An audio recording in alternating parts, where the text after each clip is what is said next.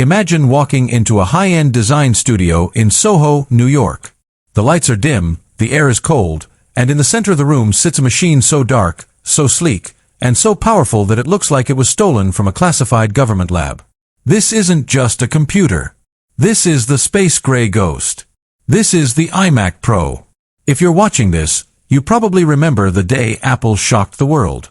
They didn't just release a new Mac, they released a monster. But then, as quickly as it arrived, it vanished. Discontinued. Gone from the shelves.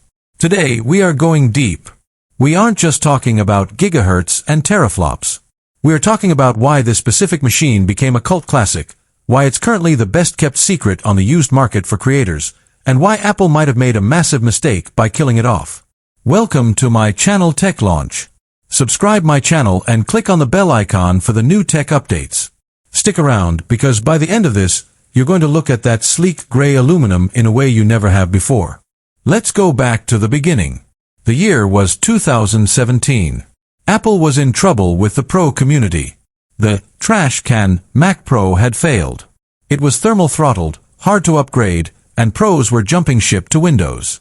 Apple needed a Hail Mary. They needed something that shouted, "We still care about the power users."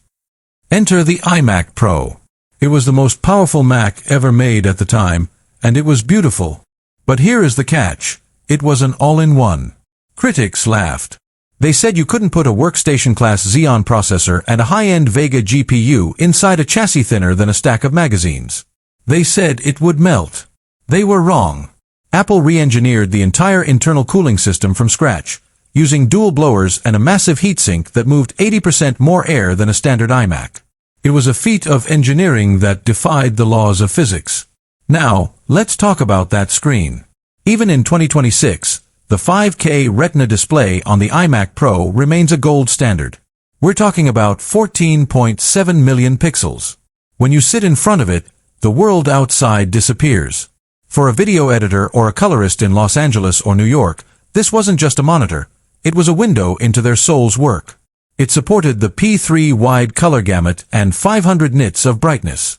But it wasn't just about the pixels, it was about the glass. The way Apple bonded the display to the glass made it feel like you were touching the images. It ruined every other monitor for you. Once you went 5K, you could never go back to 4K. It felt like moving from a blurry dream into a sharp, hyper-realistic reality.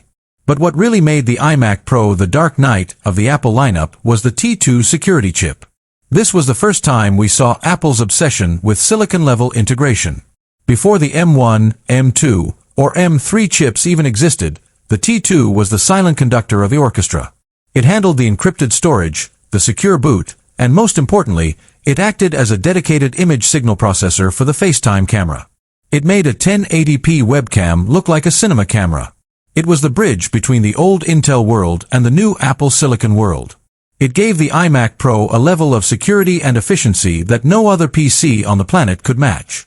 Let's get into the raw power, because that's why people spent $5,000, $10,000, or even $15,000 on this